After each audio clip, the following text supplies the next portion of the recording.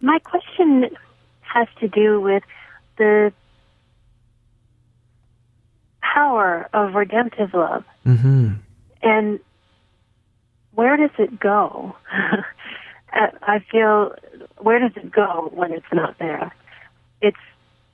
I've had many experiences of that power, mm-hmm. and then returned to what seemed like a sleepy mm-hmm. state of consciousness. Mm-hmm. And, just would love to get off that roller coaster. I'm sure you would, yeah. Yeah. You and a lot of other people. Yeah. It's common, isn't it? Yeah. Yeah. Well, the power, it goes back into dormancy. It's always there within us. But like lots of things that lie dormant within us, certain capacities that you use day to day, when you need them, they come into the forefront of your consciousness. When they're not necessary, they recede back into the background. There's various kinds of human capacities that quite naturally do that. Redemptive love will kind of do something similar to that as well in its sort of natural state. It will, sometimes it will really arise when it's necessary to really be there, when it's necessary for it to really express itself, and then it will just sort of, it's almost like a wave going back out into the ocean. It'll come back into a place. Now, it leaves the person sort of feeling like, where did that go? I want more of that, right? I don't like going back and forth. I don't like the being filled up with something quite majestic and wonderful only to have it sort of leave me without my permission, right? It's uncomfortable. One doesn't like it. Here's the paradox, though. The more we want it to stay, the more we want it to never go away, the more it seems to recede out of our conscious awareness. Right. It's odd, isn't it? The more we want to hold on to something, the more it recedes from us.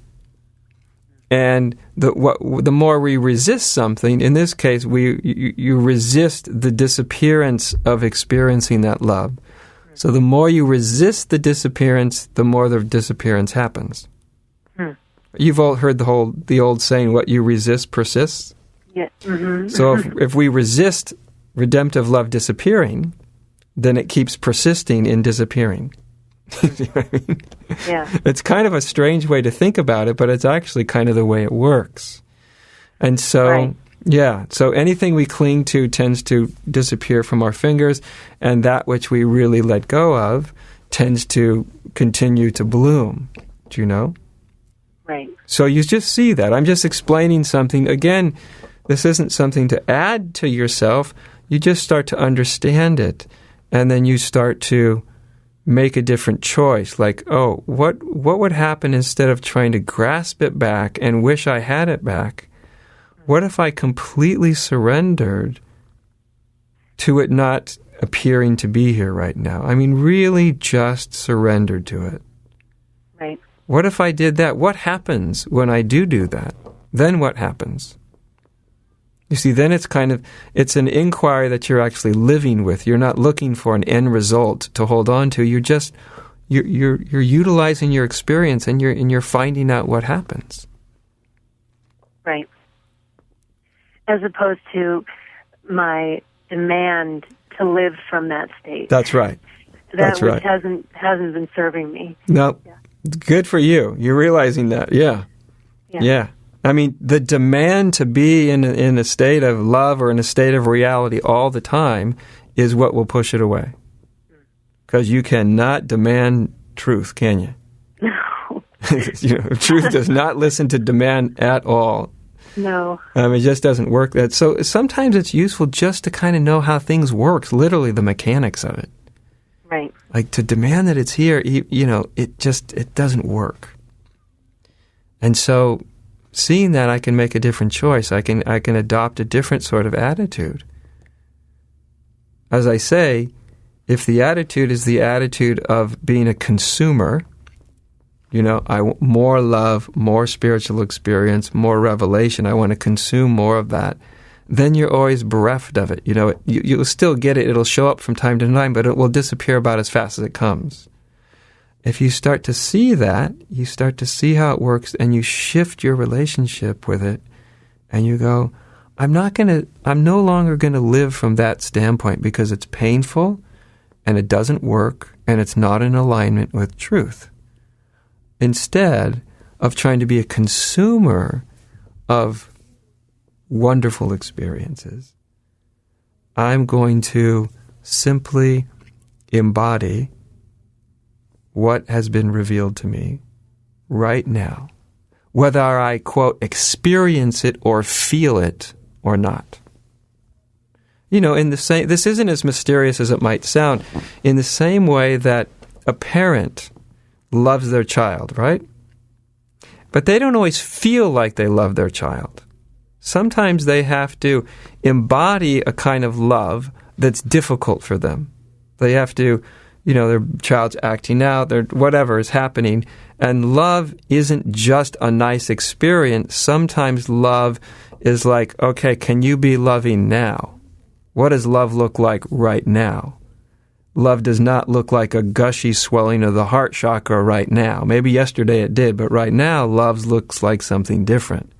So people, like if you've had a child, you know that love doesn't always feel fantastic. Sometimes love stretches you, it pushes you, it opens you, and sometimes it feels wonderful and full and rich and fulfilling and blissful, and sometimes it requires great courage and fortitude to follow through on acting on that love. So when you shift that focus to being what you've realized, or realizing that what you've seen or experienced at some point in the past is actually still with you, it just may be with you in a very subtle way. Very, very subtle way, very soft way. As if life is saying, do you notice? Now bring your attention here when it's soft and subtle and easy to miss. Sometimes life gets tired of waiting for us and it goes, here, I'll show it to you so obviously you can't miss it, my dear. And we go, whoa, what a great revelation. Thank you, that's lovely. And then very commonly, life will kind of go, okay, now that I've put it in your face, now you come here. It's not always going to be given to you in an obvious way. Now you come to it when it's there in you in a subtle way, in a soft way. Or do you stay on the sideline saying, I want it the way I want it? Do you know what I mean? Yeah, thank you, yeah. It's been a childish point of view, which is that while my external circumstances don't allow me to act from that place because they're no longer true based on that revelation. But that isn't true. Never is true. No. Nothing is, that I can't act from love and truth is never true. It may be true I'm not willing to, but not that I can't. And by the way, almost all of us go through that kind of childish phase. Yeah. That's just part of it. Yeah. So you just see it at some point, you recognize it, and you go, okay, that's part of the journey, and now it's time for something more mature. The irony is, the more you move into that more mature relationship with it all, the more that love and wisdom is ever present in your experience. Right up until the point you go, ooh, I like that. I think I'll hold on to that. Right. So it's that wonderful paradox, is the less you pursue it, the more it's there. The more you are interested in being it and expressing it, the more it's there. And as soon as you shift from being it and expressing it to hoarding it and having it, it seems to disappear. Yeah, I think you get the whole feel of it, though. Yeah, that's very helpful. Just that it's there and subtle and calling me in. That works. That's one of the most important things you could take away with this, because that is the way it works. It's given to us often in a big way, only to later be given to us in very little in a very small way, as if life's saying, okay, now you come to me. You know, if we want to think of it in terms of God, God goes, okay, I came to you last week, now you come to me. Right. Yeah. That's a relationship. That's a partnership. Yeah, that's just a different, and it's all, of course, within yourself, and it's all part of your own being, and it's all of that, and these dynamics kind of play out, and we learn through them. We come into a deeper recognition of what's always there inside of us. Okay? Okay, thank you. You're so welcome. Nice to talk with you. You too. Okay, bye-bye.